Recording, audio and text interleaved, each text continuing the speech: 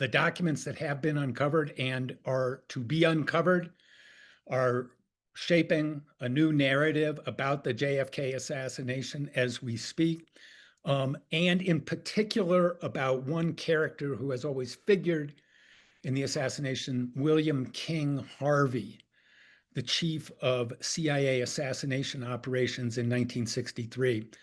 And the documents that our reporter, Jack Reed, reported on last week and has more developments this week are really completely unknown, involving a new federal agency not known to have been involved in the JFK story, the Federal Aviation Administration, and are the subject of a standing request from Representative Paulina Luna, chair of the House Task Force on Federal Secrets, for his travel records, for Bill Harvey's travel records in 1963. Our reporter, Jack Reed, found some records about Harvey's travel arrangements in 1963 that were just released thanks to President Trump's order earlier this year and have not been noticed by any historians or reporters who commented prematurely that there was nothing in the new documents. To the contrary, these documents show a remarkable development, an incipient CIA rebellion against JFK in late 1963. So I'd like to ask Representative Luna to come on and talk a little bit about her request, where things stand with the CIA as far as Bill Harvey's travel records, and what does she make of this story? So are you there? Yes. Hey, first of all, thank you so much, Mr. Morley. And I apologize for everyone that I can't be there visually. I have a toddler and we're about to head to nap time. So if there's noise, I apologize in advance. But yeah, no, this has been something that, when I met with the CIA director actually just a few weeks ago prior to breaking for going on recess, he had emphasized to me that the objective and goal of the new CIA and the administration would be to provide transparency, and that essentially the sins of the past CIA directors were not going to be things that he was going to own. In fact, he believes, as well as we believe, that transparency is the best form of disinfectant for corruption. And so I will say thank you to his efforts and the team that's assembled over the CIA. We've been able to discover some of these findings. But, as Mr. Morley has stated, the mosaic that's been created by the release of these documents is decades overdue, but it is confirming a lot of the suspicions that the American people had. And I think that in an effort to prevent really, some of these entities, especially within the intelligence community, from operating rogue, that you have to have transparency and accountability for past actions. And so this is obviously another huge finding, not just by Mr. Morley, but also by the investigators and the entire JFK community. And we are very happy to have the journalists that are taking this seriously and understand the historical significance of all of this. And so there are a few other documents that we have outstanding that the CIA has assured that we will be getting, as well as some information that we're trying to get from the LBJ libraries, and as well as NBC. But that should be forthcoming in the next few weeks to months. And we've been in constant communication with them. And we're just excited to be able to now accurately reflect the historical truth of what happened on that terrible day. Thank you for that. I'd like to, with that introduction, I'd like to explain to people a little bit about who Bill Harvey was. And we've got a little PowerPoint presentation here that summarizes the new facts that have emerged about Harvey, not just in any one document, but in the last year or last couple of years. And that's really, the important thing here is to understand who Harvey was and why this story is so significant. Because it's not just based on any one document, it's based on the totality of what we know about this man and frankly, what we're learning.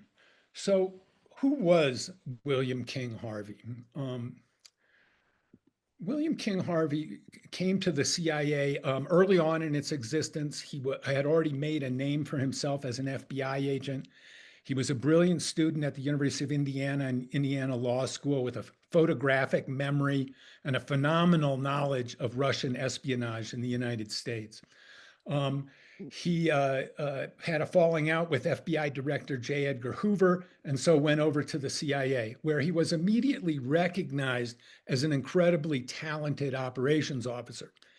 Unfortunately, thanks to his modest background from a Big Ten school, Harvey realized early on that he could not compete with the Ivy League guys who were running the agency, that they were never going to let him go to the top. And he thought that he should be CIA director based on what he saw with the men around him. That was not possible. So Harvey left headquarters and went to Berlin, the very forwardmost base in the Cold War, where he distinguished himself spying on the Soviet Union, digging a tunnel under their military headquarters in Berlin, and generally winning a reputation as one of the agency's top operatives. He was close to CIA Director Allen Dulles and counterintelligence chief James Angleton. And when the attention of the CIA turned to Cuba after the revolution of Fidel Castro in 1959, Harvey was brought in to lead the effort against Castro. He was put in charge of the CIA's assassination program, ZR Rifle, which did not only target Castro, but Castro was the first target. He was put in charge of Task Force W, which was a CIA operation to overthrow and kill Castro. And he was introduced to JFK personally in 1962 as America's James Bond. So we're talking about a man who was at the very top of echelon of the CIA, one of the three most highly regarded CIA officers in the entire agency. It was in that context that he came in contact and came in conflict with the Kennedys. Harvey felt betrayed by Kennedy's policies, Kennedy's refusal to support the CIA invasion brigade in 1961. He was furious at Kennedy's peaceful resolution of the Cuban Missile Crisis, and which led to his downfall. In a very tense meeting at the White House in the middle of the Cuban Missile Crisis, Harvey got into a screaming match with Robert Kennedy, cursed him out, said, "We wouldn't be in this fucking mess if you guys hadn't fucked up at the Bay of Pigs." President Kennedy and Robert Kennedy demanded that the CIA remove Harvey from the CIA chain of command, and Deputy Director Richard Helms decided to transfer him to Rome to keep him out of the way of the White House. Something important to remember about Harvey is, and everybody who knew him spoke about this, two things. He always carried a gun, and he was frequently drunk. He was a notorious alcoholic. And it was in that context that these documents become relevant. He is supposed to be sent to the Rome station after the missile crisis of October 1962. He, in fact, doesn't go there for 7 months. He travels around. He goes to Miami to meet his mobster friend and ZR Rifle collaborator, Johnny Rosselli. He pays for Rosselli's hotel room at the Eden Rock Hotel in Miami Beach. And it is at that point where he's associating with Rosselli. A couple of weeks later, after he visits Rosselli, Rosselli comes to visit Harvey in Washington. And when Rosselli arrives at National Airport, he's being staked out by FBI agents wherever he goes, because they're trying to build a case against him. The FBI agents are astonished when Rosselli gets off his plane and gets into a car driven by Bill Harvey, a former FBI agent who they all knew. They call those FBI agents immediately, call their liaison officer, who calls the CIA, calls James Angleton at the CIA, Harvey's friend, and Angleton basically gets Harvey out of trouble and tells the CIA to leave him alone and not to bother him. Here's what's significant about the new documents, and this is very important. It is within days of being observed by those FBI surveillance agents that Harvey puts in a request to the Federal Aviation Administration for a backstopped fake credential for Harvey. So Harvey is concerned about surveillance, and he immediately requests the ability to travel confidentially and evade surveillance within days of this encounter with Rosselli. So Harvey is taking active measures to avoid detection. It is at this time, June 1963, that the CIA tells the Church Committee that that's when Harvey stopped using his alias William Walker, okay? The new documents show that story is false. Harvey, in fact, got approval to use those aliases and got the FAA credential in August 1963, something that was never known before. Why is this important? Well, the reason that JFK researchers were interested in Harvey, and the reason Representative Luna asked the CIA for Harvey's travel records, was because Harvey's deputy in Rome, a man named Mark Wyatt, was traveling in the United States in early November 1963, and completely by accident ran into Harvey, who was on a flight to Dallas. Wyatt said, "Why are you going to Dallas?" Harvey answered evasively and said, "I'm just going to go look around or check things out." Wyatt always thought that that was suspicious, and he confided his suspicions to a French journalist and wondered, why was Harvey in Dallas in 1963? The documents that we have uncovered and that Jack Reed wrote about in JFK Facts last week show that, in fact, Harvey was intended to hide all of this and that the CIA's story was false. We don't know for sure that Harvey was in Dallas in November 1963, but we do know that he had the ability to travel by air to Dallas to avoid detection in 1963. So this makes the story of what Harvey was doing in late 1963 much, much more suspicious. Okay, it was known that Harvey defied Kennedy during the missile crisis in the fall of 1962. Now we know that he was acting secretly in defiance of Kennedy in the fall of 1963. It was known that Harvey was transferred to Rome in 1963. We now know that he had obtained authorization to travel covertly in the US 2 months after that. We know that he sought credentials to evade surveillance a few days after he was picked up or seen with Rosselli at National Airport. We know that the CIA statement to the Church Committee that Harvey did not use the alias William Walker after June 1963 is false. And this is the important part. The role of the FAA supporting Harvey's secret travel in late 1963 is entirely new.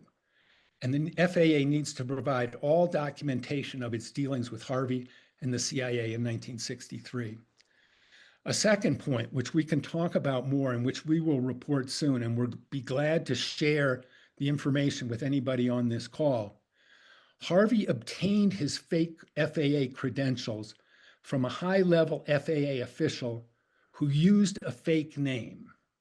We still don't know the identity of that official or what he knew about Harvey's domestic travels in August 1963, but that is a key question raised by these documents. Who at the FAA was assisting Harvey in this secret travel in the United States in late 1963? And we also know that the CIA intended to keep this secret forever. They persuaded President Trump and President Biden to ratify their plans to bury this story forever. And if it hadn't been for Trump's order on JFK files, we never would have learned this. The CIA, the CIA intended to hide this story forever, which tells you how serious it is. This story adds credibility to the story that Harvey traveled by air to Dallas before the assassination. It shows that a secret CIA rebellion against JFK took shape in the summer and fall of 1963. And it underscores the importance of Harvey's travel records that the CIA has said it will locate and release. So that's the background to this story to understand why this is so significant. Bill Harvey was not just any CIA official. He was one of the most important people in the agency, and he was known to be one of the people who was most violently opposed to Kennedy's policy. So this is not a smoking gun. We're not looking for a smoking gun. We're looking for the fact pattern of new evidence. And I want to say a little bit about how this fits into the recent revelations, because this story does not take place in a vacuum. It takes place what we have learned in the last few years, and there's three things that are important, kind of context for this story about why I used the language of a CIA rebellion. The first is that Counterintelligence Chief James Angleton had compiled a 194-page dossier on Oswald before November 22nd, 1963. His top aides signed for 2 FBI reports on Oswald's presence in Dallas 1 week before JFK went to Texas. That's the first point. Second point, agents of Miami Covert Action Chief George Joannides generated propaganda about Oswald before the assassination and linked Oswald to Castro after the assassination. Joannides' operations, like Harvey's, were also taken off the books so that they were not visible even to people within the CIA. And a third point that we've learned in the last couple of years, the CIA's Miami station did not believe the official story of a lone gunman. We now know, thanks to recently released documents, that the Miami station launched its own secret internal investigation of the assassination, focusing not on Oswald, but on anti-JFK, anti-Castro Cubans known to the CIA, many of whom would also have been known to Bill Harvey and Jim Angleton. That investigation did not confirm the lone gunman's story. The findings of that investigation were never disclosed. So, to repeat, there's no smoking gun here. What there is a fact pattern that points to systematic defiance of Kennedy, systematic monitoring of Oswald, and systematic deception after the assassination, all of which cast into doubt the story of a lone gunman. If you doubt that, let's just do this thought experiment. Let's say that we were talking on September 29th, 1964, the day before the Warren Commission released its report. Would all of this information have confirmed or tended to cast doubt on the story of a lone gunman? There's no disputing the answer to that question. All of this information about Angleton's surveillance of Oswald, about Joannides' propaganda operations around Oswald, about the Miami station's suspicions in the assassination, and about Harvey's secret travels in the United States, any one of these stories would have been front page news on September 29th, 1964, and any one of them would have called into question the finding of a lone gunman. Collectively, they require us to take another look at the story of a lone gunman and ask ourselves, isn't it more plausible that there is malfeasance here? That there's malfeasance in the death of the president, that there's complicity? The accumulation of this evidence indicates that the story of a lone gunman, if not outright false, is drastically simplistic and does not explain the actions of any of these CIA officials. So we are looking at a CIA rebellion against Kennedy involving the surveillance of Oswald, the defiance of the White House, and the generation of a false story about what happened to President Kennedy. So this story is very important for all of those reasons.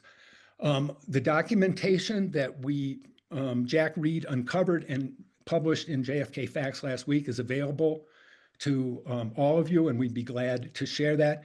And we're going to have another story about who at the FAA actually approved this arrangement, this secret arrangement with Harvey, and what did they know about his travel in the fall of 1963? We don't have a definitive answer to that, but we are willing to share the documentation of it so that you can report it. So with that, I think that we can take some questions via the chat.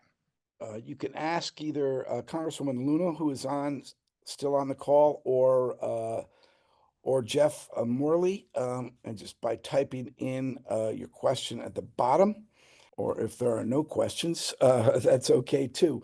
Congresswoman Luna, do you want to add anything before we wrap up? Honestly, just thank you to both of you for assisting the task force in these findings. We have a lot to get through, but I know that you guys have been really working through us and kind of holding our hands through this process, especially with getting through some of the documents that are outstanding with the agency. I know a lot of people are kind of asking, will we ever have a smoking gun? I don't think that the CIA wrote on paper directions to do anything, but what I will say is that their omissions and intentional cover-ups to Congress and also lying, as Mr. Morley says, lays out a fact pattern that I think speaks for itself. So if you guys have any questions, though, we'd be happy to reach out. And I know we are going to be working again at eventually getting out a congressional report that we are asking Mr. Morley to assist with that should reset the historical narrative on the assassination of JFK so that history reflects the actual facts.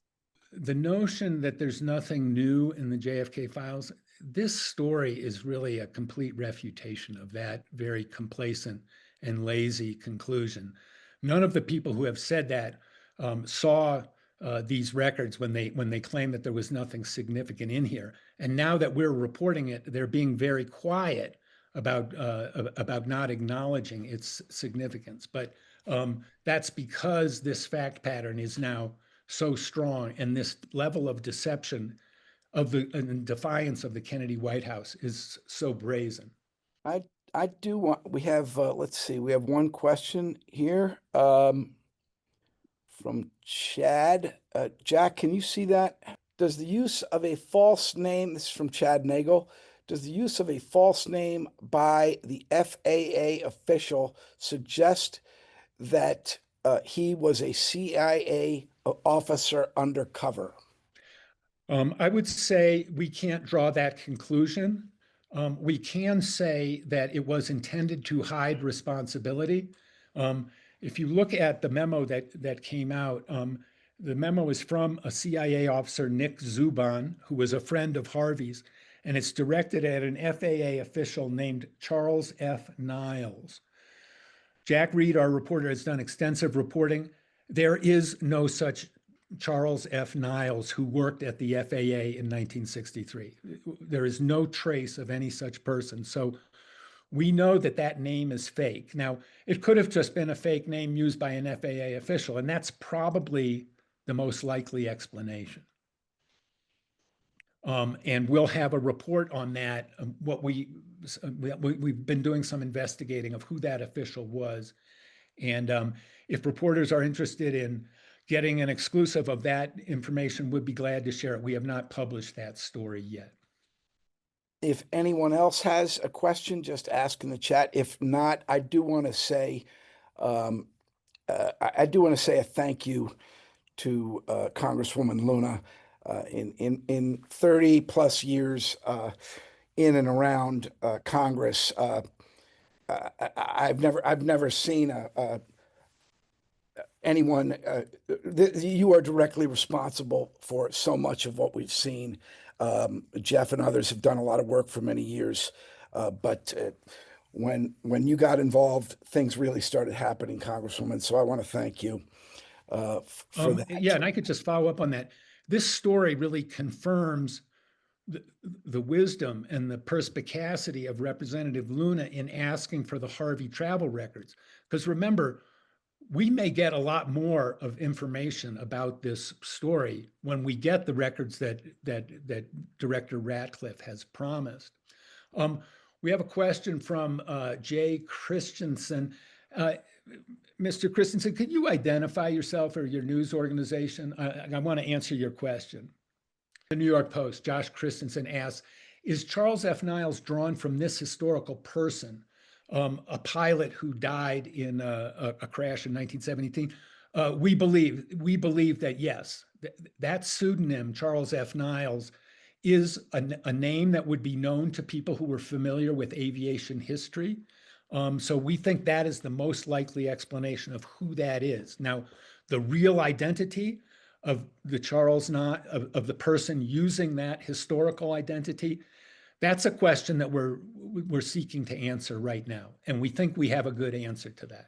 Can I call on somebody? Sure.